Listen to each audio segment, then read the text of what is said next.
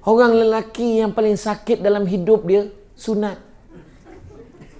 Itu pun tak ada siapa yang sanggup buat banyak kali. Cakap dengan anak bukan main. Tak sakit, macam gigit semut je sikit. Anak cakap, cubalah ayah sekali lagi tengok. Senyap ayah dia. Sedap sama-sama. Sakit sorang-sorang. Betul tak? Orang perempuan betul cakap. Lepas tu kata bukan lelaki berkorban ke? Dia tunggu kat luar. Macam mana doktor? Alhamdulillah saya telah mendapat anak lelaki. Keluar pada bilik air dia tanya, perasan tak bilik air tu? Sudah, kenapa pula dengan bilik air tu tadi? Orang perempuan dia tanya kita soalan susah macam tu tau.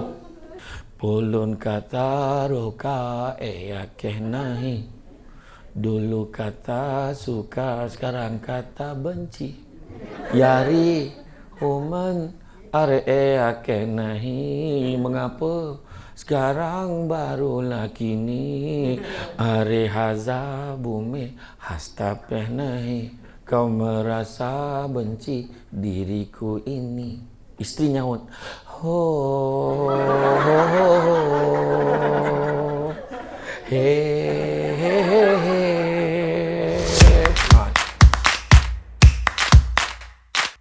A'udzubillahi minasyaitonirrajim. Bismillahirrahmanirrahim. Assalamualaikum warahmatullahi wabarakatuh. Dan salam sejahtera kepada sahabat-sahabat yang bukan beragama Islam. Alhamdulillah, segala puji bagi Allah Tuhan sekalian alam. Salat dan salam ke atas junjungan besar Nabi Muhammad sallallahu alaihi wasallam. Alhamdulillah, syukur sangat-sangat, terima kasih banyak diucapkan kepada tuan pengerusi acara yang bahagia, Encik Kamarul Arifin selaku wakil kepada pengarah. Begitu juga kepada Encik Douglas selaku pengurusi Kelab Sukan dan Kebajikan Kesumas JPS.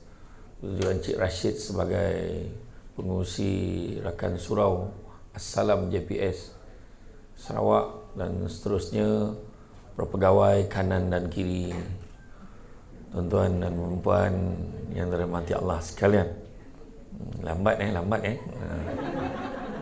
dapat fikir dulu baru gelak.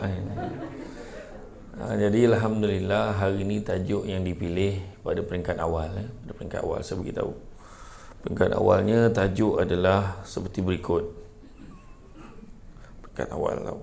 Saya beritahu tajuk awalnya adalah cinta kerja, cinta keluarga. Itu peringkat awal.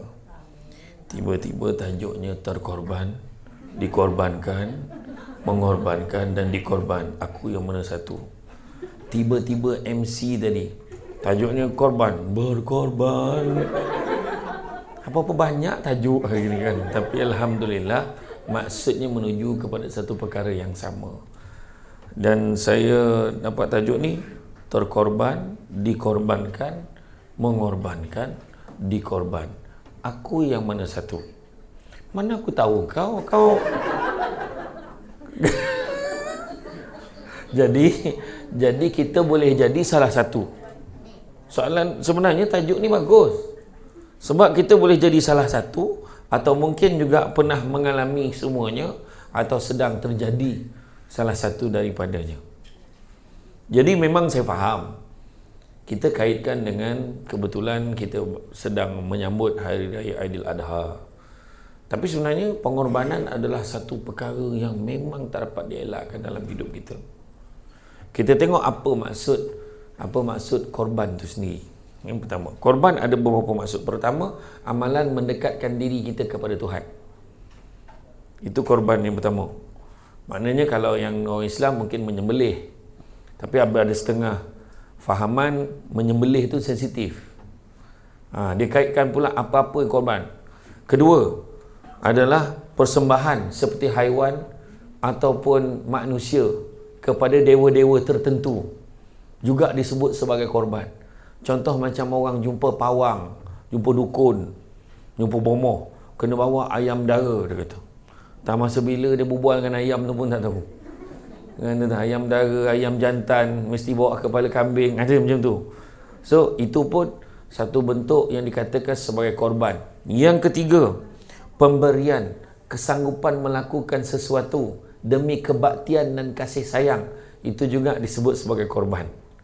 Contohnya seorang ibu kan, dia sanggup kata, tak apa, mak dah makan dah tadi, kau makanlah. Sedangkan mak tu belum makan. Mana dia berkorban tu. Kemudian keempat, orang yang menanggung penderitaan akibat sesuatu, satu perbuatan dan lain-lain. Itu pun korban juga. Kesian dia yang menjadi korban. Ayat dia kan. Macam contohlah, tengok gambar kat dinding tu. Scan me. Aku pun tak tahu suruh scan yang mana, gambar tu ke atau barcode tu. Muka aku dia letak tepi tu. Kau kata scan me kata. Kan contohlah kan. Jadi sian dia jadi korban dalam tu. Contohlah, macam contoh dalam suami isteri kan, ada banyak kes yang jumpa dengan saya. Isteri kena pukul hari-hari, kena pijak hari-hari, terutama pada musim PKP dulu. Sebab jarang mereka berada sebumbung, biasanya sibuk, tapi bila kat rumah baru nampak belang dan perangai sebenar bila duduk sebumbung. Kemudian ada isteri yang dah kena pukul sampai bengkak-bengkak, lebam. Ramai family nasihat, dah, baik kau minta cerai. Ada orang nasihat yang tu. Dia kata, tak apa ni dalam bengkak-bengkak. Tak apa, saya sayangkan dia lagi. Bengkak ni. Kan, saya sayang dia, saya yakin dia boleh berubah. Balik tu kena penampar lagi. Tak apa. Maknanya, dia menjadi korban. Dan begitu juga yang kelima, manusia yang kematian. Ataupun nahas, malapetaka dan sebagainya. Itu juga disebut sebagai korban. Kan? Disebabkan peristiwa tanah runtuh tu 5 korban nyawa yang terbabit. Mungkin juga korban dari segi harta dia. Kemudian definisi terkorban. Terkorban adalah maksudnya terbunuh ataupun termusnah. Nampak terkorban, terbunuh atau termusnah. Yang ni kita kena faham betul.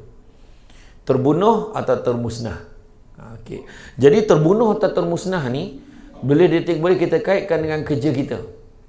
Kita boleh termusnah disebabkan oleh perbuatan kita. Dan yang ketiga, pengorbanan. Okey.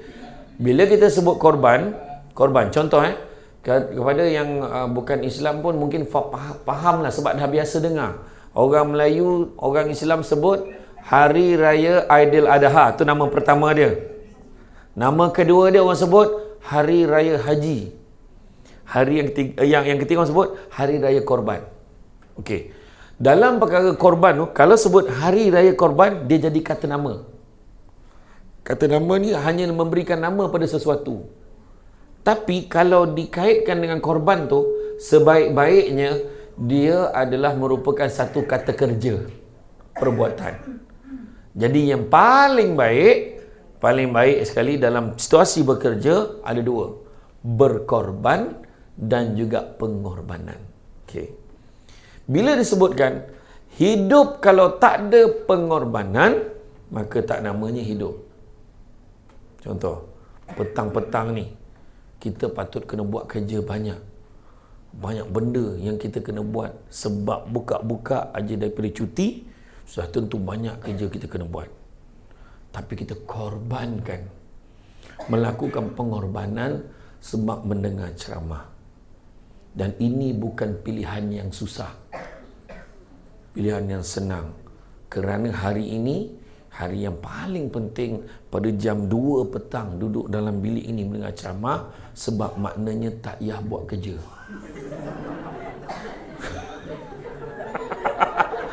Kan? Tiba-tiba, tak apa, dia lambat start pun tak apa, kan habis-habis tu balik je. Okey. Jadi itu pun maknanya korban. Okey. Tak adalah. Jadi maknanya dalam kita bekerja ni, memang hidup kita ni, kan kita pernah dengar kan, no pain no gain, dia kata. Kan kalau kita tak merasa sakit, maka kita takkan dapat manfaat dia. Itu sebabnya dalam hidup kita ni, apa-apa juga dalam hidup kita ni perlunya satu give and take. Kita kena bagi untuk dapat sesuatu. Manusia ni nak kejar 3 perkara dalam hidup. Dia nak ketenangan, dia nak kebebasan, dia nak kebahagiaan. Perasan tak? Itulah dalam banyak-banyak perkara manusia. Kalau kita sebutlah, saya nak berjaya hidup, saya nak mencapai, saya nak bercuti, saya nak ni. Sebenarnya maksud di sebalik itu, dia nak ketenangan, dia nak kebebasan, dan dia nakkan apa disebut sebagai kebahagiaan. Kita tengok balik. Nak pergi bercuti luar negara. Sebab apa? Bercuti kat Sarike sudahlah. Pergi Miri ke, pergi tengok air dekat Bakun tu ke, air empangan, tengok air empangan tu. Tapi kenapa nak pergi luar negara? Sebab apa? Kononnya dekat sana lebih tenang. Dia tak tahu ketenangan tu bila kau ambil gambar, tengok pemandangan, tapi tak tenang pada orang yang membayar kosnya tu. Contoh ni kan. Menyebut ni memanglah mudah kan? Tetapi yang lelaki yang membayarnya, contoh suami yang membayar, contoh dia kena korbankan duit itu untuk ketenangan jangka masa panjang. Sebab kalau dia tak keluarkan duit, dia tak berkorban pada ketika itu, dibimbangi ungkit-ungkitan itu disebut sepanjang hayat dia kalau dia tak buat benda tu. Jadi makna kata semuanya membabitkan pengorbanan. Pengorbanan kena ada. Buat sesuatu untuk dapat kelebihan. Buat sesuatu untuk dapat pulangan. Contoh, dah bekerja berpuluh-puluh tahun. Macam dulu, saya fikir, saya tak sangka bila saya selalu datang Sarawak daripada dulu, walaupun dulu belum Samsul Debat. Masa datang dulu belum Samsul Debat kot saya ingat, kan? Belum lagi kan? Kau ingat ke tidak? Saya pernah datang sini kan? Saya yang jadi kata tak pernah datang tu sebab dekat dalam jadual ni penganjur ni geng Mahabah ni tulis JPPS. Aku kata JPPS ni mana tak pernah pergi. Tu boleh tengok balik muka puan penyelaras kita. Oh, okay, JPS, Jabatan Pengarahan dan Saliran. Tahu, saya dulu bangga nak cerita Jabatan Pengarahan dan Saliran ni ada kaitan dengan saya. Tak tahu saya pernah cerita ke tak perkara ni. Dulu arwah ayah saya pernah jadi pemandu di JPS. Dia bawa balik kampung, bawa balik rumah, dia bawa balik Pajero JPS tu. Bangga betul naik Pajero tu. Rasa macam anak datuk dah kan. Walaupun ada logo JPS kat luar tu, tak kira lah. Dulu kan Pajero kenderaan yang paling hebat sekali dulu kan. Sekarang ni dah macam-macam lah, X-Trail lah, apalah, macam-macam jenis, Fortuner apa semua kan. Tak kisahlah, tapi nak beritahu sebahagian. Apa-apa pun dalam hidup kita perlukan pengorbanan. Kalau tak ada pengorbanan, maka tak seronok. Kan? Kita kena buat sesuatu. Contohnya, kita nak capai kedudukan kita dekat tempat ni. Kita kena buat apa? Kena bekerja, kena belajar dulu. Lepas tu dengan kelulusan kita tu, kita akan cuba minta kerja. Dan minta kerja pula, sanggup korbankan. Ada dalam 3-4 kerja, kita kena berkorbankan benda-benda lain. Mana yang lebih sesuai dengan kita, ataupun yang penting dapat kerja government. Dapat kerja kerajaan. Bila ditanya dalam temu duga, kenapa kamu nak kerja dengan JPS? Kerja kerajaan. Kenapa nak kerja kerajaan? Terjamin. Kenapa pula terjamin? Boleh buat loan. Tak faham betul. Apa kaitan terjamin tu dengan boleh buat loan, kan? Tapi sebenarnya itulah jawapan yang standard daripada orang yang minta kerja dekat sektor kerajaan ni. Dan bila kita sebut, tak lama lagi bila bulan 9, bulan 10, semua orang dah tunggu dah tu. Nak tunggu pengumuman rasmi belanjawan. Sektor kerajaan ni berdebar-debar tunggu hujung-hujung. Cepatlah, yang ni tak nak dengar lah. Dengan ni kita umumkan baru kenaikan, baru berapa persen ni, tak nak dengar. Nak dengar bonus berapa. Bila dia sebut insentif ni semua, demi menghargai penjawat awam, maka dengan ini kita umumkan pemberian wang tunai secara one off RM500 demi menghargai. Sudahlah, ni aku cakap tu terang pada semua menteri, ingat tahun ni jangan bagi 500. Cukup lah kau bagi 500. Lepas tu demi menghargai penjawat awam kau cakap 500. Betul tak? Lepas ni tak kena panggil kan? Tak, ni betul kan? Penjawat awam ni tak penat 500 kan? Dengan ini diumumkan bahawa kita memberikan bonus kepada penjawat awam sekurang-kurangnya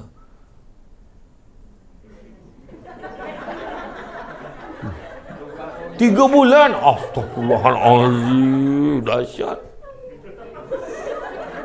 Mungkinlah at least sebulan ataupun setengah bulan lah. Kan? At least setengah bulan. Macam mana? Target semua tinggi. Dia masalah target tinggi, kerja tak nak, salah tu. Dia pula letak target kat menteri tu. Tak adalah, contohnya setengah bulan gaji. Contoh kan, setengah bulan gaji. At least daripada 500 kan. Tapi dalam keadaan itu ada tak pengorbanan? Ada. Iaitu peruntukan-peruntukan tertentu mungkin dia kena tarik untuk bagi kepada penyawat-penyawat awam. Sebab penyawat awam adalah penyumbang terbesar kepada perkhidmatan negara, frontliner dan sebagainya. Kita dah mengalami kepedihan selama 2 tahun. Kan? PKP, bayangkan berkorban nak dulu, berkorban. Tu apa bunyi tu? Nyit. Oh, Zoom itulah saya terasa macam bisikan dalam kepala.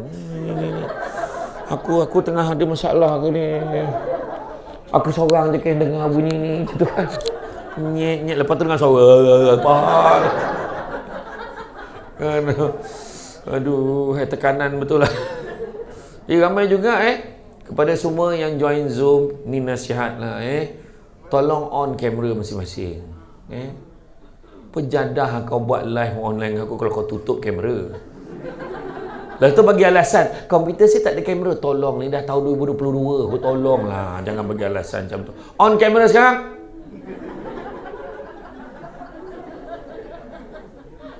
Cepat on kamera. Ada yang kerja dari rumah ke? Tuan Kamarul ke?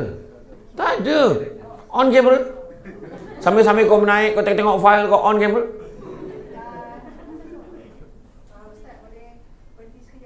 Kenapa?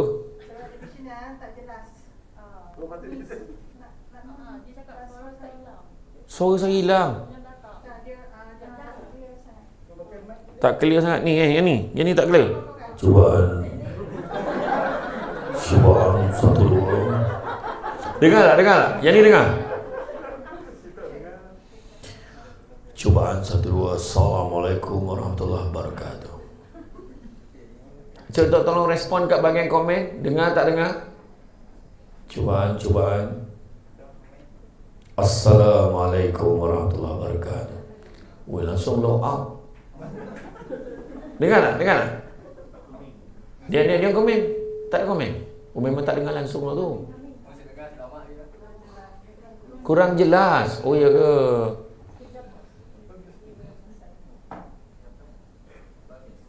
Habis tu macam ni, nak buat macam mana ni? Mesti dengar.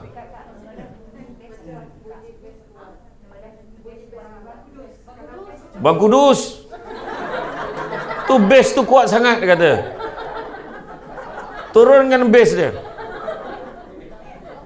Jangan risau, hari ni aku ceramah, aku uruskan, aku cakap, tak apa. Tak ada hal tu dah. Biar aku buat semua, tak ada masalah. Aku suruh on kamera.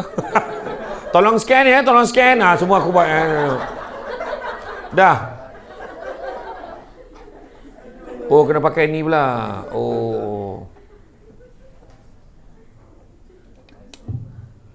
Tengok mikrofon pun pakai emas. Okey, dengar tak suara? Komen.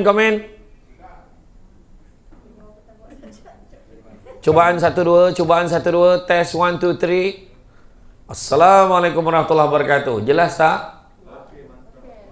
Okey, mantap. Okey, kita mula balik semula. A'udzubillahi minasyaitonir rajim.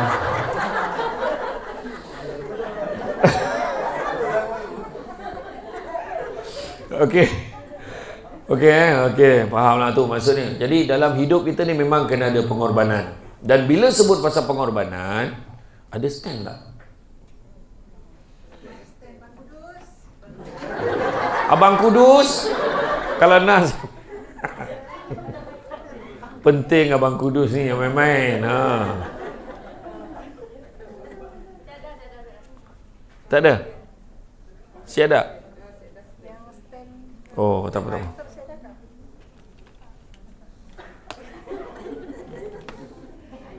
Tak apalah, saya pegang lah. Okey, jadi bila kita sebut tentang pengorbanan dalam hidup kita ni, kalau kita tengok hidup kita ni tak lari daripada 5 perkara. 5 perkara. Pertama, kalau kita nak berjaya lah dalam hidup kita ni, pengorbanan ni kena buat, tapi saya nak pecahkan dia kepada 5. Pertama, proses dia panjang. Bukan tiba-tiba. Prosesnya panjang. Bak kata, orang kata, dalam bak kata pepatah Jawa, Cik Rashid, the beauty of success is not the achievement, but the journey. Dia kata macam tu. Oh, lain macam Jawa dia. Maknanya keindahan satu kejayaan itu bukannya pencapaiannya, tapi perjalanannya.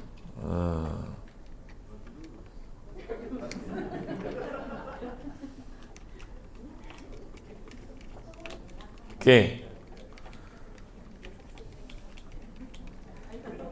Sekeru rumah baru pasang ni.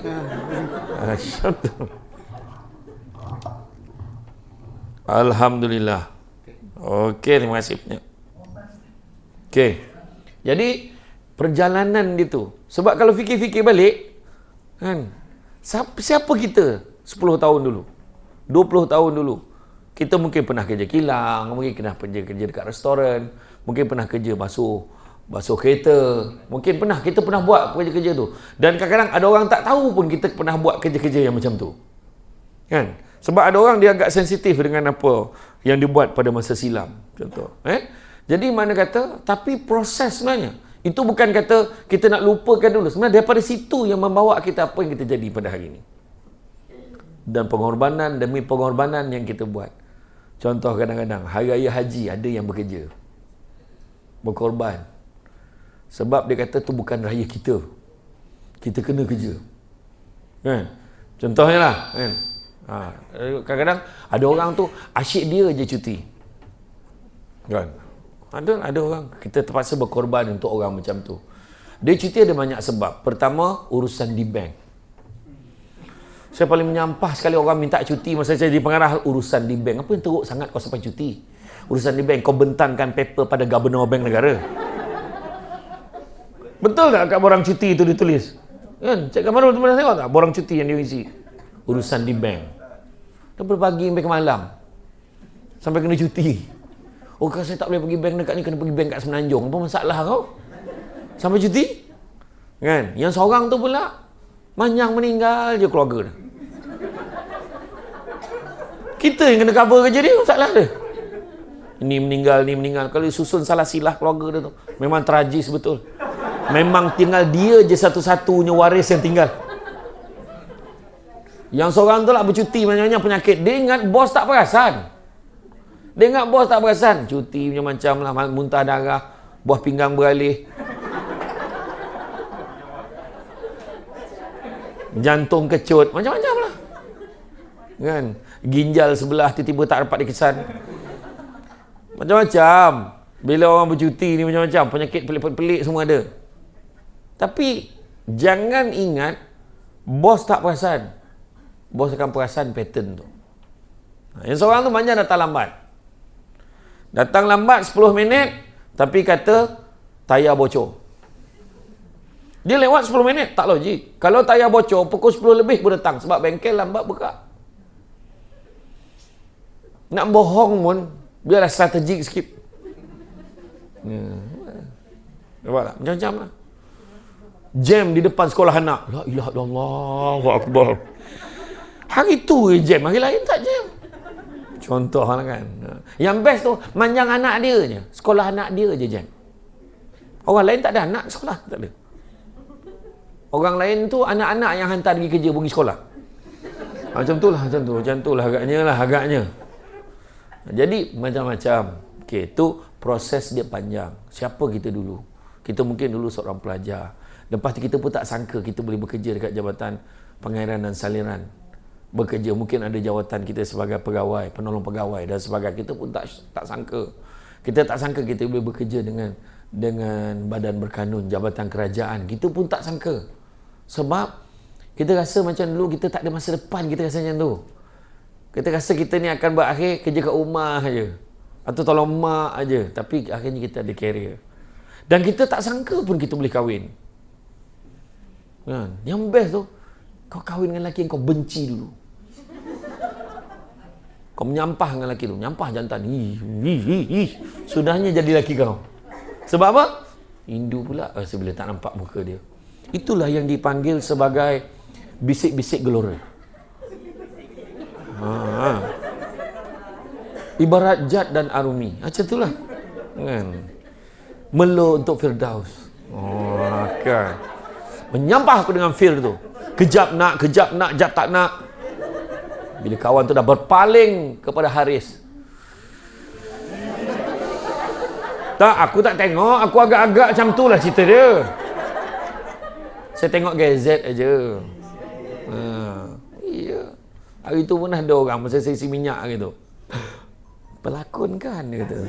Saya kata bukan. Bukan. Ya, pakai mask pun kita kenal lah. Saya pun buka mask saya. Saya siapa? Aaron Aziz. Bukan. Saya kata bukan. Puas saya tengok sini, belah sini ke, tak tahu. Saya betulkan songkok saya balik. Belahan saya tak tahu. Tak ada lah. Tapi sebenarnya, itulah dia, proses dia. Yang kedua, yang kena ada untuk berjaya, komitmen. Komitmen dah tentu kena ada pengorbanan. Sabtu Ahad pun kena datang kerja. Lepas tu ada isu. Apa? Banjir. Oh, JPS pun kena jawab, buat paper panjang lebar nak kena jawab ni. Dengan menteri nak kena explain. Betul tak? Kenapa? Macam mana sungai tu tiba-tiba macam ni? Apa masalah dia? Isu sampah. Macam-macam kempen. Cintailah sungai kita. Daripada dulu lagi. Tak tahu apa maksud cintai sungai. Sungai kita problem. Banyak problem. Sebab, untuk pengetahuan semua, di negara-negara maju, dia dah puas dah mengotorkan tempat kita. Dengan pembangunan, dia bawa macam-macam kilang hantar kat negara kita. Lepas tu dah kotorkan sungai kita. Lepas tu suruh kita cintai sungai, jaga sungai kita. Tapi memang kita kena jaga. Tengok di Melaka dah buat sungai yang cantik, boleh naik bot walaupun bau kurang menyenangkan. Sekali lagi bisikkan kat telinga aku. Apakah? Tak, memang tu. Tapi kita kena buat. Bila kita pergi dekat negara-negara luar, pergi ke Europe, saya pergi ke Balkan kan. Saya pergi ke Croatia, saya tengok sungai tu macam lukisan. Tak sangka tu. Dia tengok betul ke macam ni punya cantik. Ada rupanya dalam realiti. Saya pergi ke Bosnia, saya minum teh dia tu kan, dekat tepi sungai belakang tu. Saya tak ada tak gambar dia. Saya tengok ada tak gambar dia. Jangan ingat Samsul Debat ni kampung dia tak pergi luar negara. Dia tengok.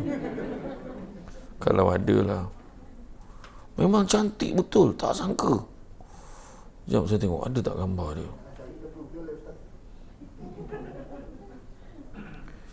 Itulah hayat orang yang tak percaya sama sahabat tu. Dia kata, standard aku tengok kat Google, aku hajar betul. Kau jangan ingat aku tak dengar apa yang kau ngumpat aku tu. Aku dengar tu. Ya, main. Dan saya nak tengok ada satu gambar tu. Memang saya minum teh dekat Bosnia, memang cantik betul. Saya boleh tengok gambar tu, saya pun tak percaya. Macam kat Google. Puas hati kau. Sekejap.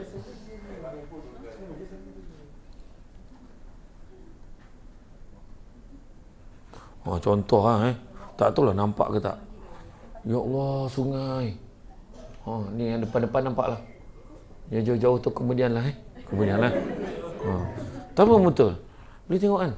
Sebab usaha tu berterusan you all buat kan. Cintailah sungai kita. Kan lepas tu buat program sungai angkat. Kan nak jaga. Sebab tapi memanglah dia bukan hanya tindakan. Tindakan-tindakan yang kita buat, kempen-kempen semuanya memerlukan pengorbanan duit pula. Peruntukan. Betul? Nak memulihara sungai-sungai yang dah tercemar. Itu pun satu tindakan juga yang kita kena buat. Berkorban. Jadi sebabkan pengorbanan nak tarik peruntukan ke situ, terpaksa kurangkan peruntukan di tempat lain. Mungkin. Itu yang jadi sebersalah. Komitmen kena bagi. Kerjasama kena bagi. Ketiga, fokus. Fokus kena bagi. Fokus kepada kerja kita. Kadang-kadang ada orang bekerja tapi tak fokus. Dia sibuk buat benda lain. Ada orang dia datang pejabat daripada pagi sampai petang, tak ada buat kerja lain, berniaga je kerja ni. Ada je barang nak jual. Tak beli tak apa, tengok je dulu. Ada orang tu kalau datang jual insurans, ada. Ada yang tu yang datang, dia ada je produk-produk je nak share. Macam-macam. Jadi fokus ni macam mana? Akhirnya bila kita bekerja dari rumah gitu pun kita tahu betapa azabnya kerja dari rumah. Dengan mesin photostat tak ada apa, tak ada. Ada orang cakap dengan saya, dia marah saya. Ustaz dia cakap, kalau orang tak bekerja pada waktu, tak buat kerja hakiki pada waktu bekerja, maka rezeki dia tak berkat. Habis saya tak ada kerja macam mana? Dia kata dia tak ada kerja. Kenapa pula akak tak ada kerja? Iyalah, kerja saya berkaitan dengan fail dan dokumentasi. Jadi fail dan dokumen semua kat pejabat. So, macam mana saya nak kerja? Cuba kau ambil telefon, kau telefon bos kau. Hello, Assalamualaikum Tuan Pengarah. Saya nak maklumkan, saya tak ada kerja. Ada tak apa-apa kerja yang boleh saya buat sementara saya dekat rumah ni? Bertuahlah kau. Kalau bos tu jawab balik, tak payah, kau mengangkang kat rumah tak buat apa-apa. Tuan Kamarul, adakah Tuan Kamarul akan cakap cantung dengan dia? Mesti ada kerja kita akan bagi kat dia. Betul tak Tuan Kamarul? Jangan cakap tak ada kerja lah. Masa yang soalan tu ditanya, saya tak ada kerja, seorang lagi, saya driver, saya pun tak ada kerja. Saya tak bawa kereta pun, cakap rumah macam mana? Bos akan cakap, sekarang tak apa, pergi je kat pejabat esok pagi, surat kebenaran polis semua saya dah siapkan kat atas meja tu, ambil, kemudian ada beberapa file tu, tolong ambil kat atas meja saya dengan ni, tolong hantar kat rumah pengarah, kat rumah pegawai yang berkaitan. Ada kerja ke tak? Ada. Cuma soalan tanya saya, boleh tak buat kerja-kerja lain sambil-sambil buat kerja hakiki? Boleh, selagi mana tidak mengganggu kerja hakiki. Boleh. Tapi kalau ada kerja hakiki, waktu kat rumah hari tu, kita tak buat. Kita buat kerja lain, kena cakap dengan bos, tak sempat. Itu tak boleh. Tu kita kena faham sendiri lah. Dekat rumah tu, memang tercabar. BDR, bekerja dari rumah. BDR, badan, perang badan. Bukan senang baru nak buat kerja. Nak susu! La ilaha illallah. Mama tengah penat ni, banyak kerja lah. Nak susu, nak susu, nak susu. Lepas tu dia pun goncang lah susu. Nah, yang bising. Baru nak sambung buat kerja, hari ni lauk apa? Ni seko lagi. Suami pula tanya lauk apa. Bukan senang bekerja dari rumah, betul tak? Bukan senang. Tapi itulah namanya menuntut pada pengorbanan. Kadang-kadang suami merajuk, air lambat tu semua. Kerja. Dah memang kerja. Suami kena faham. Nampak isteri tu penat buat kerja, picit belakang dia. Sian isteri abang penat kerja. Abang drama sangat. Abang janganlah tengah masuk dalam Zoom ni. Abang contoh. Kan? Bahagia sangat rasa. Betul tak? Bagus. Betul tak dapat suami yang macam tu? Lepas tu siap bawa air. Betul tak? Kerja-kerja juga. Jangan tak minum. Kesihatan tu jaga. Abang, saya okeylah. Aku gambarkan tu untuk memenuhi selera hiburan kau petang ni kan. Macam tu lah. Tapi susah nak jumpa suami macam tu. Susah nak jumpa suami misali. Yang banyak suami misalnya. Misalnya dia asyik tunjuk contoh je tapi dia tak buat. Itu suami misalnya namanya. Kan picit belakang isteri dia. Abang pun penat kan? Tak apa. Saya okey je. Okey? Kadang-kadang ada suami baru picit belakang isteri tengah buat kerja. Abang jangan sentuh saya, jangan. Jangan sentuh saya. Suami salah ke abang? Nak urut belakang isteri abang yang penat ni. Saya bukan tak kenal abang lah. Picit 5 minit, lepas tu niat berubah. Tu masalah. Saya tengah kerja ni. Tu. Ya, tengoklah suami siapa yang macam tu, saya tak tahulah. Jadi makna kata, fokus penting. Okay? Kemudian seterusnya, yang perlu ada adalah kepatuhan pada peraturan dan undang-undang. Bila kita nak patuh peraturan, kita kena korbankan yang lain. Contoh, kadang-kadang, betul tak orang perempuan terutamanya? Siapa yang isteri, rutin, kebiasaan isteri hantar anak pergi sekolah? Angkat tangan. Angkat tangan. Tapi betul tak ada hari tertentu yang you all memang tak sempat? Abang tolong hantar anak, abang tak sempat. Pernah tak? Sebab nak kejar disiplin tadi.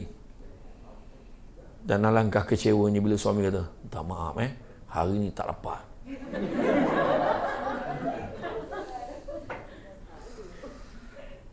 Kadang-kadang yang jadi ibu ni pula, yang penat tu bukan apa. Anak-anak ni, kita dah siap awal, dia tak siap lagi. Dah sampai sekolah, mama lah ni, nak cepat sangat. Kasut pun tak pakai. Kasut ni tinggal kat rumah. La ilaha illallah. Pernah berlaku tak? Pernah. Ada yang pakai baju sekolah elok dengan tie. Pakai towel. Ada yang macam tu. Nampak tak kan? Tapi makna disiplin. Kepatuhan pada peraturan. Kadang-kadang sanggup lambat sikit. Dah punch card. Keluar. Nak keluar sekejap. Mata anak sekolah. Anak dan kereta lagi. Sampai dekat sekolah. Jumpa cikgu. Cikgu minta maaf. Cikgu saya lewat. Cikgu jangan salahkan anak saya. Salah saya. Please cikgu. Yelah tak apa, faham. Petang tu masuk dalam grup WhatsApp senarai pelajar yang lewat. Masuk juga. Dia ingat jumpa dah settle lah. Tak settle. Jadi makna kata, disiplin tu penting. Dan yang terakhir sekali, yang kelima adalah istiqomah. Keberterusan. Konsistensi. Kena ada. Kalau kita tengok, proses panjang, komitmen, fokus, disiplin, konsisten. Lima-lima ni kena ada dalam apa juga bidang. Contoh pemain bola sepak. Nak main wakil kebangsaan. Nak main pasukan tertentu. Kalau dia tak ada komitmen, orang pun tak minat ambil dia. Dia nak main pasukan kebangsaan, disiplin tak jaga. Ingat tak dulu ada player bola sepak Malaysia yang terbabit, kena tangkap, dia lari daripada camp, diam-diam, pergi kelab malam. Lepas tu dapat tangkap, dia digugur kepada skuad kebangsaan. Orang cakap, dia main okey, biarlah dia. Tak boleh. Disiplin tak ada kompromi. Sebab itulah, nak berjaya semua ni kena ada. Buang salah satu, tak boleh. Tak ikut peraturan, tak boleh. Dulu, saya masuk pertandingan pidato dan debat. Kan? Salah satu pertandingan, Jabatan Penerangan Malaysia, letak syarat. Sesiapa yang pernah memenangi mana-mana pertandingan debat dan pidato atau apa-apa pertandingan anjuran Jabatan Penerangan, diharamkan menyertai pertandingan pada tahun ini. Jadi waktu tu saya di universiti, dia nak juga saya masuk, saya siap shave, buang misai, buang janggut, rambut pun potong pendek lagi sikit lagi, pergi bertanding. Peringkat daerah okey, tapi bila final negeri, hakim-hakim macam pernah nampak dia ni.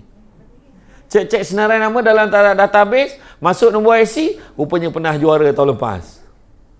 Langsung disqualified. Walaupun kita hebat, walaupun kita dah jaga komitmen, kita training, kita buat research tentang tajuk tu, tapi disiplin tak ikut pun tak boleh. Sebab dalam Islam sendiri, malahan banyak fahaman sendiri pun berpegang matlamat tidak menghalalkan cara. Ingat tu. Maknanya kena ikut. Jadi, dalam hidup kita ni, dalam pengorbanan, satu perkara tak dapat dielakkan. Kita kena berkorban dalam hidup kita. Untuk isteri berkorban, untuk suami kita korban, untuk kerjaya kita korban. Sebab barulah kehidupan ni ada makna. Isteri menyambut birthday. Macam puan penyelaras kita, birthday dia hari ni. Siapa nama puan? Puan No. Birthday dia hari ni. Kan? Oh, ramai tu. Oh. Nah, jadi contohlah kan, kita seorang suami, dia fikirlah dia apa nak beli hadiah untuk isteri dia. Dan bila dia beli hadiah untuk isteri dia, contohnya bagi, dia kena keluar duit. Orang banyak, duit dia banyak ni je ada. Dia tanya apa hadiah yang sesuai, apa hadiah yang sesuai. Kadang-kadang ada suami sebab nak menggembirakan isteri, sanggup pinjam duit kawan dia. Dan dia berkorban sampai sanggup tak ganti. Itu pengorbanan yang paling optimum dah tu. Pinjam tak berganti tu. Ingat jangan pinjam tak berganti tau. Untuk makluman semua, kata Prophet Muhammad pada yang non-Muslim boleh ambil apa kata Prophet Muhammad. Prophet Muhammad kata apa? Nabi Muhammad kata dalam satu hadis, barang siapa meminjam dengan niat tak nak pulangkan, maka pada akhirat esok dia akan dibangkitkan, dibangunkan, dikumpulkan bersama dengan pencuri, penyamun, perompak. Sama. Sebab pencuri ambil barang orang, memang niat tak nak pulang. So, apa beza dengan orang minjam tak nak bayar balik? Sama lah.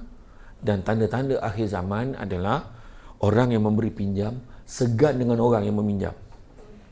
Nak cakap ke tidak ni? Nampak tukar sport ni setiap bulan nampak. Tukar baju beg mahal pula tu. Nak minta ke tidak? Nak minta ke tidak? Nak minta ke tidak? Akhirnya cakap, nak cakap sikit ni. Cakaplah apa ni? Bila kau nak bayar balik duit yang kau hutang aku dulu? Adakah aku hutang kau? Yang tu yang tak tahan tu. Dia tanya kita balik. Adakah aku hutang kau? Masa meminjam dengan nangis mengarang ni. Nak pakai sangat. Janji akan bayar balik dalam tempoh 6 bulan. Tu belum cerita lagi. Kita jadi orang tengah minta tolong cakapkan nak pinjam tu. Lepas tu bila tak bayar, kita pula yang kena. Macam-macam. Jadi makna kata berkorban sebab nak membahagiakan. Anak kadang-kadang nak sangat makan ayam goreng, ayam segera tu. Ayam segera yang warna merah tu, dia punya logo warna merah putih tu, yang ada orang tua pakai cermin mata berdiri kat luar tu. Saya tak nak sebut jenama dia sebab dia tak taja ceramah kita hari ni. Macam tu lah. Sanggup kan kadang-kadang duit kita ni, kita plan tadi nak beli tu, nak beli ni kan. Tak apalah, sebab anak teragak itu dia sebut dia nak makan sangat mi kolok tu. Kita pun bungkuslah mi kolok yang paling sedap tu. Rupanya anak nak makan mi kolok yang Samsul Debat makan tu. Kena cari tempat, dia tak nak tempat lain. Dia nak kat Bedah juga contoh. Ataupun dia nak tak. Dia pun tak taja ceramah kita ni. Contoh.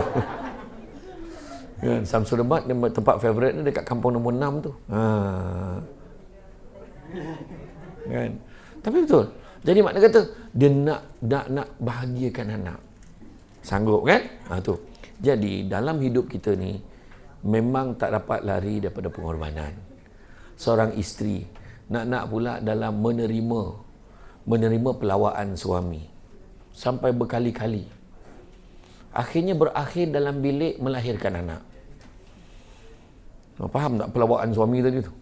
Saya cakap bahasa yang paling halus dah. Suami bagi salam. Assalamualaikum. Dia jawab Waalaikumsalam. Jadi mengandung dia. Assalamualaikum, salam, mengandung. Assalamualaikum, salam, mengandung. Dia jawab salam je mengandung. Bila mengandung, akhirnya yang berkorban siapa? Perempuan. Apa maksud? Berani dia tanya soalan. Bukan suami ke? Bang, anak berapa orang bang? Cakap. Anak berapa orang? Berapa orang? Tiga. Dalam tiga-tiga tu, tiga-tiga abang teman kan tak dalam bilik bersalin tu? Teman tak bini dalam bilik bersalin? Kau tengok. Bak kata orang tu dulu, bukan saya cakap sedap sama-sama, sakit sorang-sorang. Betul tak? Orang perempuan betul cakap. Lepas tu kata bukan lelaki berkorban ke? Dia tunggu kat luar. Macam mana doktor? Alhamdulillah saya telah mendapat anak lelaki. Yang berlumus tungkus dalam bilik tu. Bertukar lumus tu tak hebat lagi. Berlumus tungkus. Lagi teruk dah bertukar lumus tu. Mana taknya? Tukar-tukar terbalik dah. Jangan push. Jerit. Salah. Jangan jerit. Push. Bertukar-tukar dalam bilik tu. Dia tak tahu nak merayu. Sakitnya sakit. Kalau ada suami, sabar. Kenapa suami tak temankan isteri? Apa alasannya? Siapa yang menyebabkan isteri tu berdarah cakap? Ini yang saya cerita pengorbanan tadi. Nampak tak? Orang lelaki yang paling sakit dalam hidup dia sunat. Itu pun tak ada siapa yang sanggup buat banyak kali. Cakap dengan anak bukan main. Tak sakit, macam gigit semut je sikit. Anak cakap, cubalah ayah sekali lagi tengok. Senyap ayah dia. Tapi orang perempuan, tengok tadi. Lahir anak pertama, wah, jangan lebih 3 tau. Maknanya dia sanggup 2 kali lagi. Masa tu sebab dia pergi pejabat. Pernah ke tengok orang yang pregnant datang pejabat muka happy? Tengok. Pregnant lagi. Doakan ya Ustaz, mau dipermudahkan. Saya bagi petua pada orang lelaki. Temankan isteri masuk dalam labor room, pegang bahu dia ataupun letak dia duduk berdiri tepi ni, tengok muka dia sahaja, fokus kat situ. Sebab belum pernah lihat perempuan beranak, darah keluar kat muka. Tak pernah. Sakit bang, itu kalau aku pempensan. Kan? Temankan isteri, betul. Lepas tu jangan salah cakap dalam labor room tu. Jangan salah cakap. Sabar sayang, sabar sayang. Sakit bang, sakit bang. Sabar, sabar, sabar.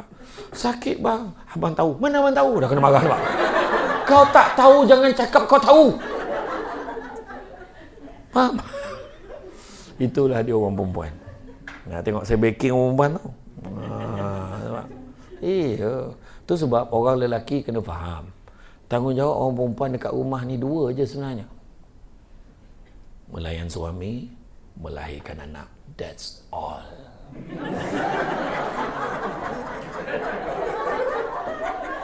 Kau sempat salin ke tidak? Sempat salin? Saya ulang balik. Oh, nak record dah. Cepat nak record dah.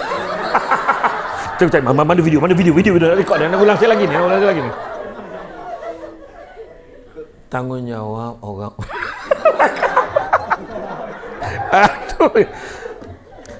Tanggungjawab orang perempuan adalah melayan suami, melahirkan anak, itu saja. Kemas rumah, besarkan anak, basuh pinggan, basuh kain, cidai kain, kemas sental bilik air, kemas sofa, kemas katil, siapkan anak, besarkan anak, semua tanggungjawab suami.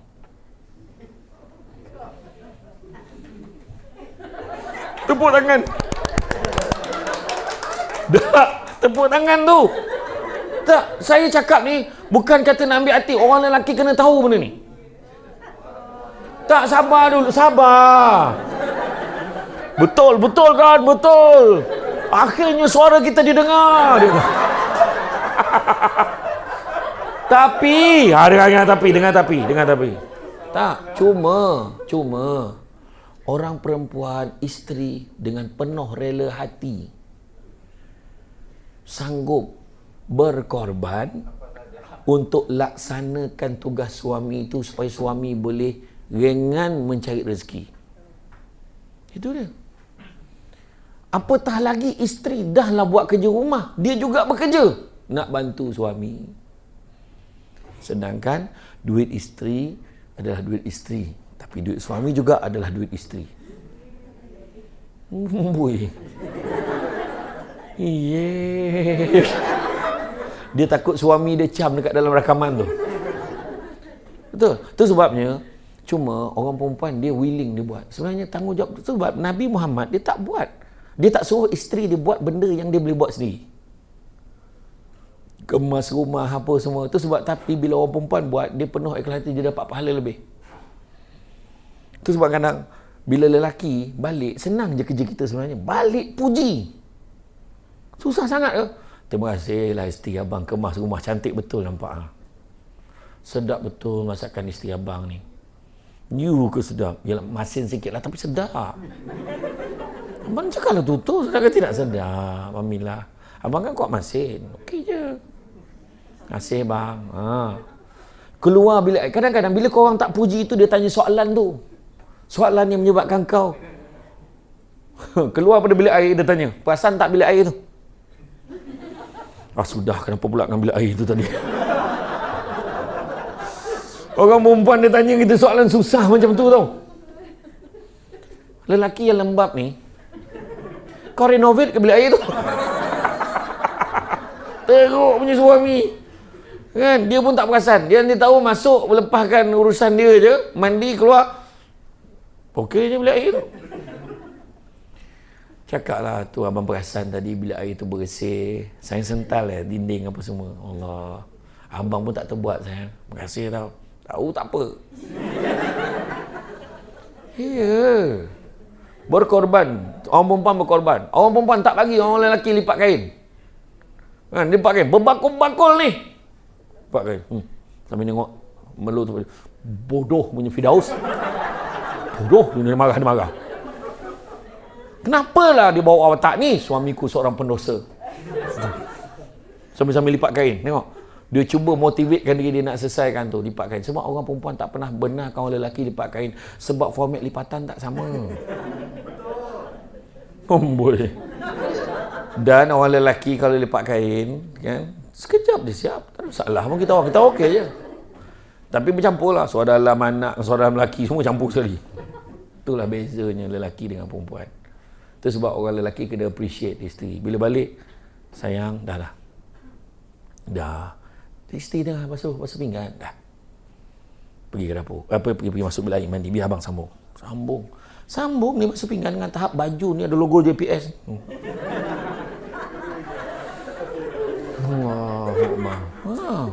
Bukan senang jadi pengurusi surau Assalam ni. Rakan surau Assalam. Kan? Tak adalah. Dia basuh. Saya nak tanya perempuan, happy tak kalau ada suami macam tu? Walaupun itulah sekali dalam 365 hari tu, dia rasa happy sangat. Tak apa bang, sikit lagi. Sudah, pergi mandi siap. Biar abang sambung.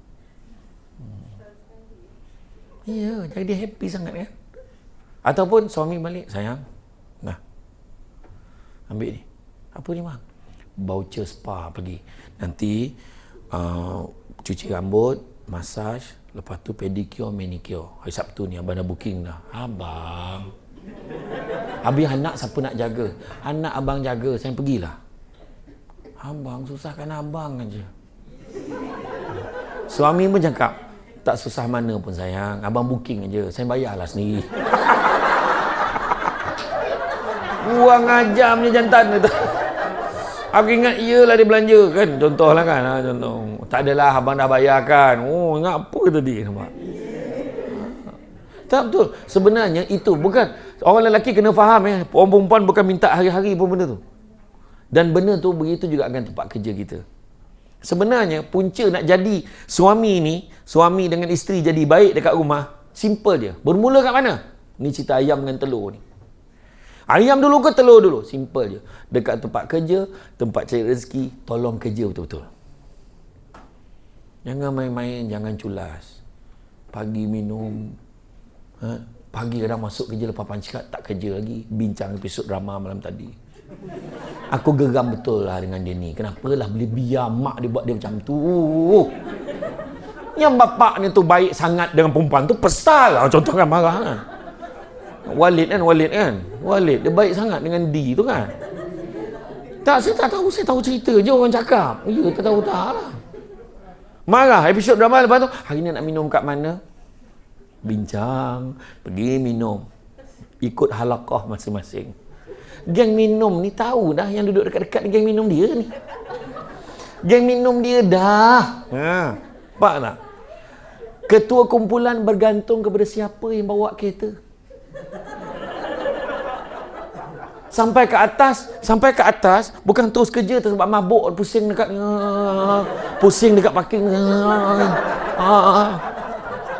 Tu yang aku tadi, dia kata bawa kat holding room dulu, bagi ustaz rehat dulu. Memang, sebab pening. Aku ingat kat holding room, rupanya office. Bagus betul holding room ni. Ini holding betul ni kata. Dan dalam tapi betul. Lepas tu kan tengah hari keluar jemput anak balik sekolah. Ya Allah, nak jemput anak. Kena keluar awal, kau cover aku tau.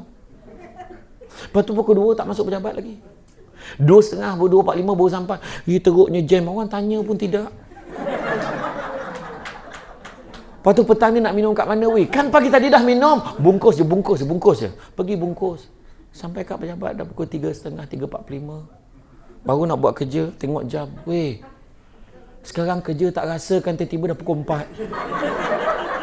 Bukan tak rasa, kau memang tak kerja masalahnya.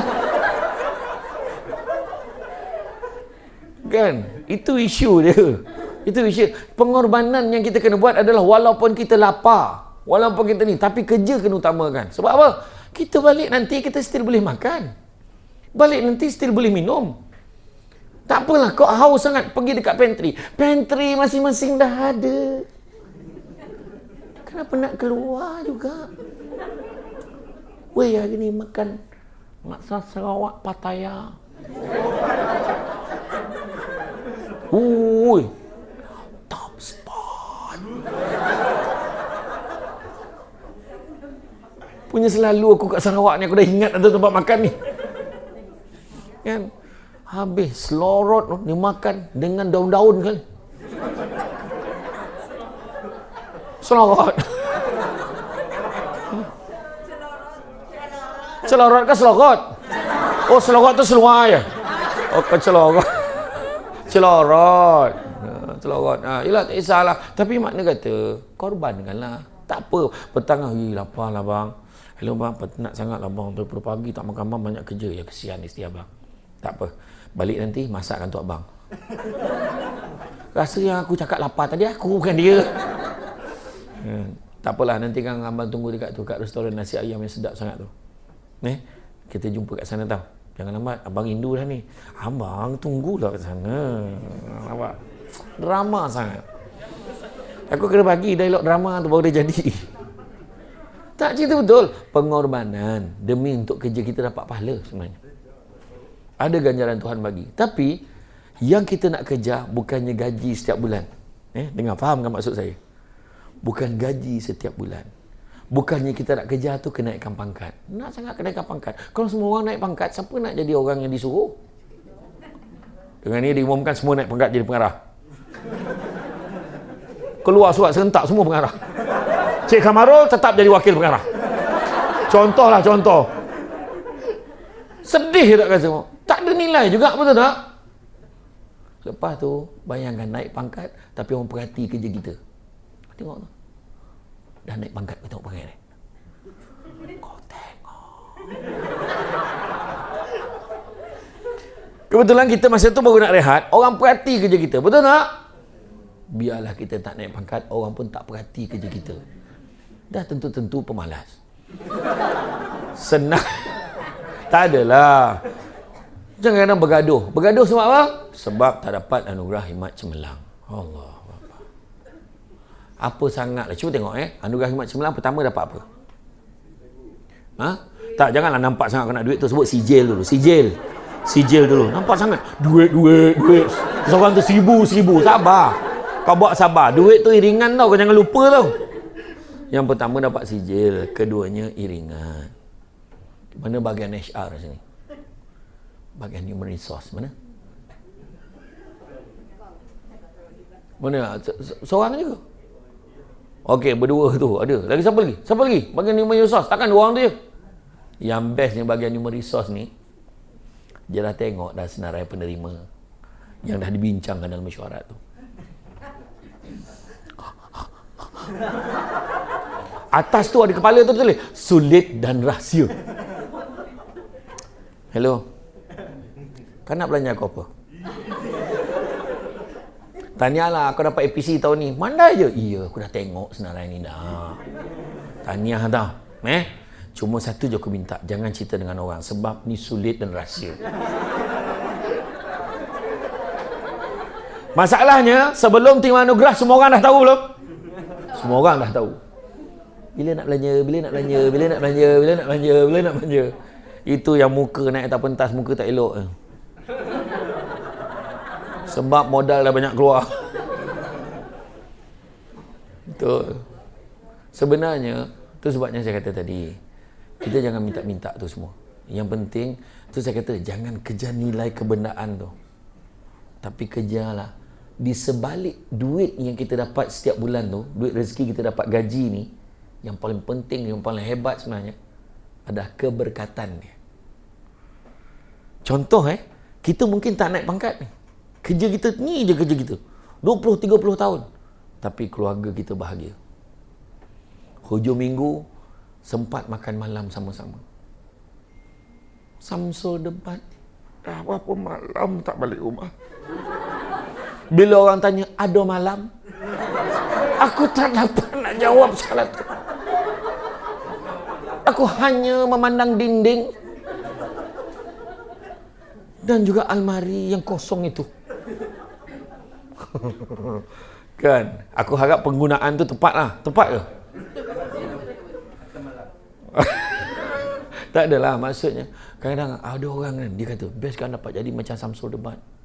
Tak usahlah kau minta, susah. Sampai-sampai je, nak gambar boleh. Itu ada satu kampung tu pergi kan, nak bergambar dengan ustaz boleh. Lelaki ni semua duduk dengan saya ni. Yang lelaki, yang perempuan berdiri, makcik-makcik tu berdiri. Tengah-tengah bergambar, tiba makcik belakang tu bersuara.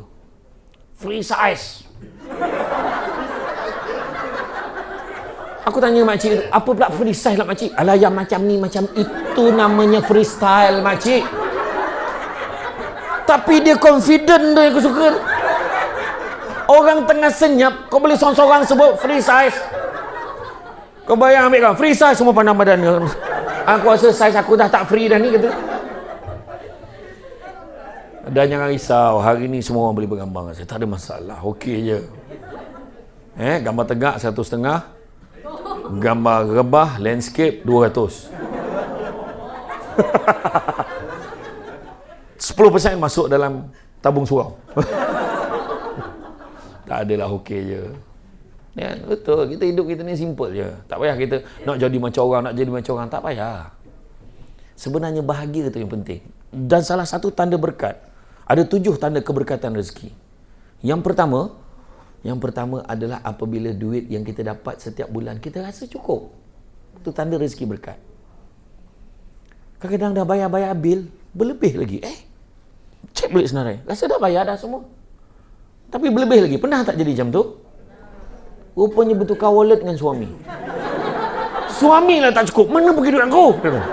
Itu takkan berlaku lah. Bertukar wallet dengan suami melampau betul. Tak, maksudnya keberkatan, duit cukup, siap boleh belanja kawan, sedekah lagi. Nampak tak? Tuhan makbulkan hasrat kita nak beli barang online yang kita nak sangat daripada, dah ada lebih beli. Yang kedua, apabila rumah tangga rasa bahagia. Suami balik nyanyi lagu Hindi.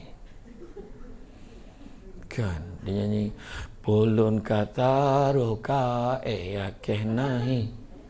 Dulu kata suka, sekarang kata benci. Yari oman are akeh nahi. Mengapa sekarang barulah kini are haza bumi hastapeh nahi. Kau merasa benci diriku ini. Isteri nyaut, ho ho ho ho he he he he. Contoh happy tak? Happy, nyanyi lagu Engkau bagai air yang jernih. Suami balik menyanyi. Atau engkaulah sekuntum bunga sakura. Salah suami dia kenal pun tidak bunga sakura tu apa. Tapi happy tak? Happy. Suami balik nyanyi, indah sungguh panorama. Isteri kat dapur kat singki tu nyaut, bagai pulau ni warna. Anak, ulala. Happy betul keluarga ni. Tak terbayar dengan duit, betul tak? Bukan semua dapat macam tu. Suami balik. Kadang orang tu dapat nugrah nikmat cemerlang. Kadang-kadang naik pangkat, gaji tinggi. Sampai rumah, boleh. Sibuk kerja. Marah je. Tak bahagia, bergaduh je. Kadang-kadang isteri nak berbaik.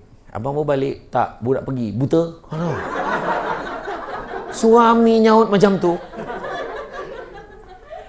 Abang nak minum apa? Kau ambil lah racun tikus sampai dekat dapur tu bawa keluar. Ada tak yang macam tu? Ada. Tak sensitif. Tapi kalau balik rumah bahagia je. Abang nak kopi, tea, Omi. Wah. Suami berlari tengok nombor rumah dia balik. Betul kat rumah aku. Iya. Betul. Contoh bahagia. Tu yang kedua. Yang ketiga, apabila anak menjadi dalam bidang dia. Belajar pandai. Ambil 10 subjek dapat 13 A. Berlebih pula A daripada subjek. Pecahan tak wajar. Salah print rupanya. Tak kisahlah. Tapi happy. Kadang-kadang anak mungkin tak pandai dalam akademik. Tapi dia pijak dalam kemahiran. Dia sambung belajar dalam kemahiran. Dia tengok, Rasanya aircon ni belum on ni. Itu tak payah belajar, kau nak tahu tu. Contoh. Maknanya dia belajar. Dia hebat dalam bidang dia. Yang keempat adalah apabila suasana tempat kerja senang dan menyenangkan. Kita senang dengan orang, orang pun senang dengan kita. Itu pun tak ada keberkatan rezeki. Kemudian yang kelima adalah apabila rumah kita sering diziarahi. Ada je orang datang rumah. Itu tak termasuk tin Shopee. Itu tak termasuk. Hari-hari orang datang rumah kita memberkat bang. Itu kau yang order.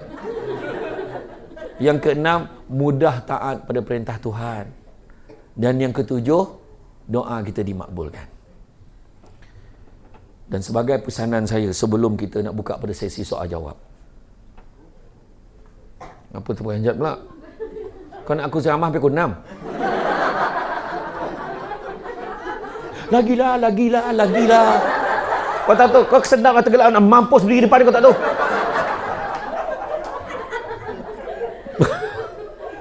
Dah ada.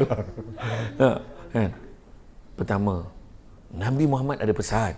Pada yang non-Muslim pun boleh ambil. Ini kata-kata ni baik ni. Dia kata apa tau? Anak-anak Adam, kalau berikan 2 lembah emas, dia akan minta lembah yang ketiga. Tak pernah cukup. Manusia ni memang macam tu. Jadi jangan ajar anak, isteri, suami, keluarga kita tentang kaya. Tapi ajarlah mereka tentang bahagia. Kerana satu hari nanti kita akan sedar, bukan semua perkara boleh dinilai dengan harganya. Deep gila. Okay, itu pertama. Tapi Nabi juga beritahu, cari rezeki yang halal, kerana yang halal tu tentu cukup buat kamu. Ini yang halal. Maksud dia, bila kerja-kerja betul-betul, gaji kita tu akan jadi cukup. Tapi bila kita culas, kejap-kejap minum, buat benda lain, guna mesin fotostat pejabat untuk fotostat IC anak untuk urusan peribadi, guna mesin fotostat untuk buat kertas kerja, untuk jadi persatuan penduduk kita, tak ada kena-mena dengan urusan kerja, keberkatan akan terganggu. Kemudian begitu juga Nabi sebut manusia yang paling kaya.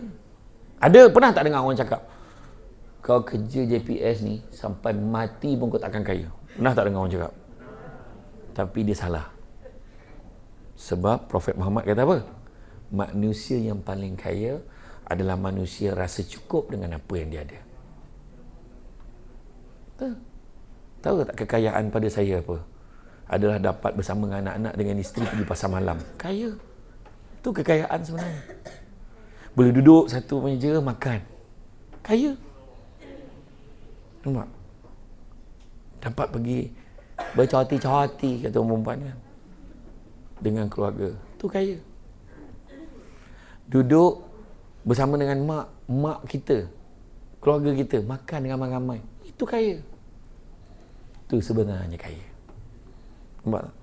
Kekayaan sebenarnya adalah rasa cukup. Jangan merungut. Kenapalah aku kerja macam ni? Kat luar sana berlambak lagi orang nak kerja tempat kita ni. Jadi hargai kerja kita. Dan saya teringat satu kata-kata. Kalau nak berjalan laju, jalanlah seseorang. Tapi kalau nak berjalan jauh, berjalanlah bersama-sama. Deep gila. Aku pun tak tahan nak mendengar ayat tu. Betul. Balik kampung, ambil pegang tangan suami kita. Abang, kalau abang nak jalan laju, jalan seseorang. Tapi abang kalau nak jalan jauh, bawa saya jalan sesama. Cia. Betul. Betul tak? JPS ni boleh bertahan, satu Malaysia boleh bertahan sampai ke hari ni. Aduh. Ikutkan jaga sungai, tapi sebenarnya pengairan, salinan habis semua dia jaga, dia boleh bertahan sebab apa? Sebab you all berjalan bersama-sama. Dan begitu juga, hidup kita ni adalah antara B dan D, birth and death. Antara B dan D itu ada tengah-tengah. B dan D, tengah-tengah apa? C. Birth and death, kelahiran, kematian. Tengah-tengah tu ada choice. kita ada pilihan hidupnya macam mana kita nak jalani. Jalanilah hidup dengan penuh ikhlas. Tak usah kita apa, korbankanlah. Walaupun orang lain boleh bercuti ke sana kemari, kita kerjalah. Ada rezeki yang lebih baik Tuhan nak bagi kat kita. Rezeki anak tak menyakitkan hati, rezeki suami yang penyayang tak terbayar dengan duit sebenarnya. Sebab berkorbannya. Berkorban, dan kalau kita tak nak berkorban, saya bimbang kita akan terkorban. Maksud terkorban tadi saya kata termusnah. Sebab apa? Contoh, tak nak susah, ambil duit tepi yang senang. Akhirnya terbongkar, kena tangkap ke dalam, yang rugi siapa? Yang rugi tetap kita. Dan fikirkanlah orang lain dalam keluarga kita. Contoh kalau kita kena tangkap disebabkan unsur-unsur tak amanah dan sebagainya. Contoh, keluar berita, keluar dalam ni, diviralkan. Fikirkan anak kita di sekolah, ada orang tanya anak kita, ayah kau kena tangkap semalam. Ini bukan mak kau Kita fikir orang lain. Ini nasihat saya. Happy, biar hidup kita simple. Biar hidup kita simple je, tapi kita bahagia. Itu yang paling penting. Manusia jadi tak bersyukur kerana manusia sibuk melihat apa yang orang lain ada sampai terlupa apa yang dia ada. Okey? Jadi tuan-tuan dan puan-puan sekalian, ada apa-apa soalan nak tanya? Silakan. Seperti biasa, inilah reaksi yang saya dapat bila sesi soal jawab. Dia akan mempunyai satu pemahaman yang tembus terus ke dalam lubuk hati dan sanubari. Okey, bab kata pepatah. Sebabnya banyak di sesi bergambar semua kan. Bab kata pepatah, sepandai-pandai tupai melompat, akhirnya jatuh ke tanah jua. Walaupun perkongsian sudah tamat, mudah-mudahan meresap ke dalam jiwa. Cantik dipandang rumah penghulu, kayu terukir dari papan, alang-alang menuntut ilmu, sebutir pasir kembangkanlah menjadi intan. Jawab pantun tadi Tadi bagi pantun mula kan? Saya jawab lagi. Kemudian bab kata orang, budak-budak membuat galah nak menjolok buah berangan. Kalau adalah silap dan salah, dikata tidak, dicaci jangan. Tenang-tenang air di laut, sampan kelok mudik ke Tanjung. Hati terkenang mulut menyebut, jasa baik JPS Sarawak menjemput, rasa nak junjung.